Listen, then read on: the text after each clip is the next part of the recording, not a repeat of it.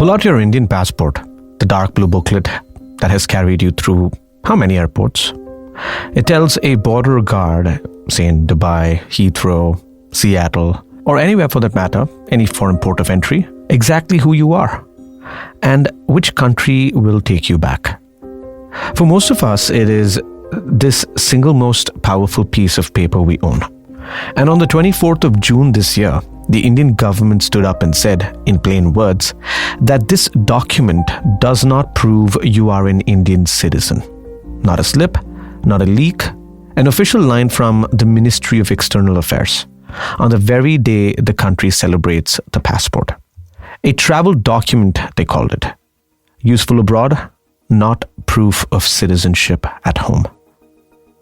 Now, hold that next to a number. Since last October, a cleanup of India's voter rolls has quietly struck about 5 crore names off the list. To feel that size, the entire Indian electorate in the country's first national election back in 1951 was a little over 17 crore. We have just deleted close to a third of that founding electorate in just a matter of few months. And the question sitting underneath every one of those deletions is the same question the passport just failed to answer. Are you, on paper, really an Indian citizen? If a passport will not settle it, what will? Today, let's try and find the honest answer. And it is stranger and a lot more unsettling than the political shouting on the other side. You're listening to Nelson John 360. Nelson John 360. Hello, I'm Nelson John and welcome to the Nelson John 360 podcast. Let me start off with you. If you are listening from outside India, which by the way, our stats on the podcast, shows a lot of listeners outside of India. So let's say you're from Sharjah, Singapore, from Edison, Masuga, Melbourne, because you have lived this paradox more closely than almost anyone back home. And I will come back to that because it is the heart of today's story. But first, the thing that set everything off. Now, here's the part that sounds like a trick, but is not. The reason a passport cannot prove citizenship is written into the passport law itself. I'm talking about the Passports Act of 1967. In a section numbered 20, lets the central government issue a passport or a travel document to a person who is not an Indian citizen at all, if it decides that is in the public interest. Now, let me repeat it again. The law that creates the passport openly allows a non-citizen to hold one. So a document a non-citizen can legally carry cannot, by simple logic, be the thing that proves you are a citizen. And there is more in the fine print. When we look at the back of your passport, what does it say? In so many words, the booklet is the property of the government of India. They can impound it. It is a permit they lend you, not a deed to who you are. And this is not some 2026 invention. This is where I want to be fair to the government because they have a real point. Indian courts have said this for years. The Bombay High Court ruled back in 2013 that holding a passport on its own does not establish citizenship, and that principle has been repeated since. Even in February 2020, a Home Ministry minister was asked straight up in Parliament whether a passport, a voter card, Aadhaar and PAN card, or a birth certificate proves citizenship, and he declined to name a single one of them as conclusive. So when the BJP's Amit Malviya said this is settled law and not a new rule, on that narrow legal point, he's correct. So if it is also settled, why did one routine sentence set off a week of fear? 2 words, the timing. Since October 2025, the Election Commission, has been running something called the Special Intensive Revision of the Electoral Rolls. SIR for short. In plain terms, it is a deep clean of the voter list. Officials are going area by area, asking people to prove they belong on the roll by matching their name or a parent's name back to an older list from 2002. On its face, the goal is reasonable. Take the dead, the duplicate, and the people who moved away, or any non-citizen off the rolls, so that only genuine citizens, Indian citizens, can vote. The Supreme Court on the 27th of May this year agreed the Commission has the constitutional right to do it. But here's the catch the court itself flagged, and it is the hinge of this whole story. The same judgment said the Election Commission cannot actually decide whether you are a citizen. It can only decide if you qualify for the voter roll. The Commission even admitted in its own affidavit that it has no power to settle citizenship. So look at the machine that creates. A booth-level officer can look at your papers, decide that they have a doubt, and either strike you off or flag you as a suspected foreigner to be dealt with later under the citizenship law. Now, they can raise the doubt. They cannot resolve it. And once that doubt is struck to your name, it is, in practice, painfully hard to shake. Now, drop the passport line into the exact moment. Lakhs of people are being asked to prove citizenship to stay on the rolls. Many of them reach for the strongest document they own, that is, the passport. The government picks this week to remind everyone that the passport does not prove it. You can see why Kapil Sibal, the veteran lawyer and opposition MP, hit back with one sharp question. If not the passport, then what? He laid the fear out in a single line. A booth officer can doubt my citizenship, take away my vote, and the ruling party wins the seat. That is the worry, compressed into one breath. And the scale here is not small. By the most recent counts, the revision has wiped a net of roughly 5 crore people off the rolls across about 12 states. Around 7 crore names were taken off, about 2 crores added back, leaving that net to about 5 crores gone. In Bihar, the first big test, close to 47 lakh people, very roughly 1 in 20 voters, dropped off the list. In West Bengal, around 27 lakh people could not vote this April. Why? Because their appeals were still stuck in tribunals. These are not abstractions. Reporting from outlets like The Wire and the India Forum describes people losing access to welfare, families frightened, and in the worst cases, deaths that relatives link to the sheer terror of being erased. Let me separate what is solid from what is not. The deletion numbers are official. The distress is widely reported. The claim that this anxiety directly caused specific suicides is alleged by grieving families, and it is very hard to prove. So I will flag it as exactly it is. A serious allegation, not a settled fact. All right, when we strip the politics away for a minute and sit with the thing this whole row has accidentally exposed, because this is the part I find genuinely remarkable, and it is far bigger than any one party. India does not have a citizenship card. Not the passport, not the Aadhaar, not your voter ID, not your PAN card. There is no single universal document any ordinary Indian can pull out of a drawer and say, this proves I am a citizen. End of the story. Now, most countries that care this much about citizenship at least give you the document to settle it. India built the obsession without building the document. So how does one prove it? Not with one paper. You prove it with a bundle. I'd call it a small mountain of inference. It starts ideally with a birth certificate from your local municipal body. But a birth certificate only proves you were born, not that you were born to citizens. So the law often reaches back another generation to your parents. And here it gets genuinely messy, because the rules change underneath people's feet. If you were born between 1950 and the middle of 1987, you are a citizen by birth. No questions asked about your parents. Now, if you were born after July 1987, you need at least one parent who was an Indian citizen. And if you were born after December 2004, you need both parents to be citizens, or one citizen and the other not an illegal immigrant. So your own citizenship hangs on documents about your mother or your father that you have maybe never seen, and that may not exist in any neat form. On top of that, you stack the rest. Old school certificates, your name in an old electoral roll, land records, government service records, and yes, the passport, which still counts as a piece of evidence, not just a whole proof.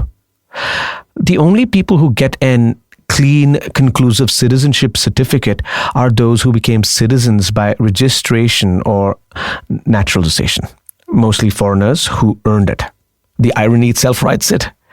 The Indian born here, a citizen from birth, often has the weakest paperwork. The naturalized foreigner has the cleanest. And the documents we all assume are proof, they quietly are not. Aadhaar card, the card more than 1 billion Indians treat as the master key to everything, is by Supreme Court's own ruling proof of identity and residence, not citizenship. In fact, a foreigner who lives in India for more than 182 days can legally get one. Voter ID proves you were registered to vote, an administrative fact, not a final legal note. PAN is just your tax number. None of them answer the citizenship question, even though we carry them around as if they do. Now, you've heard the careful wording from the MEA, Ministry of External Affairs, that a passport attests your nationality abroad but does not prove your citizenship at home. Now, it sounds a little, like a word game here. It's not. And this distinction is worth, say, 30 seconds because it clears up a lot of the confusion. Here's the thing.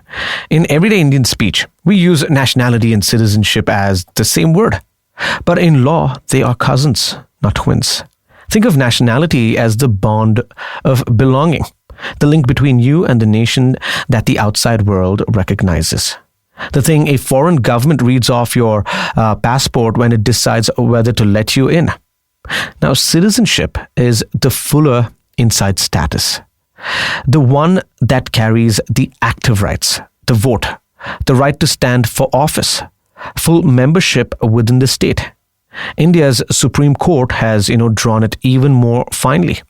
Citizenship is a status only a human being holds, defining your civil and political rights, while nationality is a broader idea that lives mostly in international law.